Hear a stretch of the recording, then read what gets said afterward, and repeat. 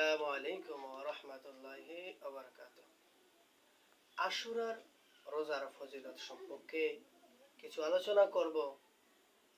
মুসলিম শরীফের হাদিস শরীফ রয়েছে, মহানবী সাল্লাল্লাহু আলাইহি সাল্লাম ফরমান,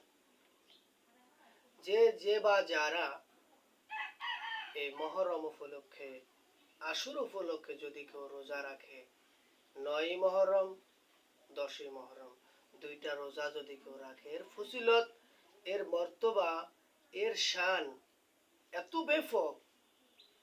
মহানবী সাল্লাল্লাহু আলাইহি সাল্লাম ফরমান যে আমি নবীজি মনে করি যদি কেউ আশুরা রোজা রাখে, এটার বরকত, এটার সওয়াব এত বেশি যে বিগত বছরের গুনাহ আল্লাহ তাআলা ক্ষমা করে দিবেন। সুবহানাল্লাহ, সুবহানাল্লাহ।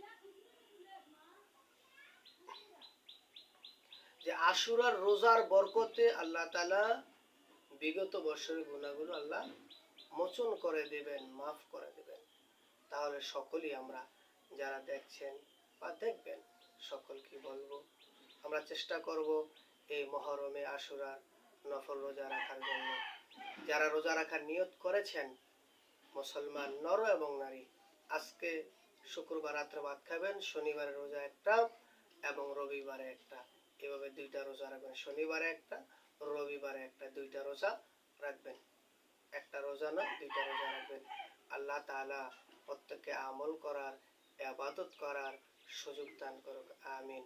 আর সকলে বেশি বেশি করে দুরূদ শরীফ পড়বেন, আহলে বাইতের ভালোবাসা মহব্বত রাখবেন।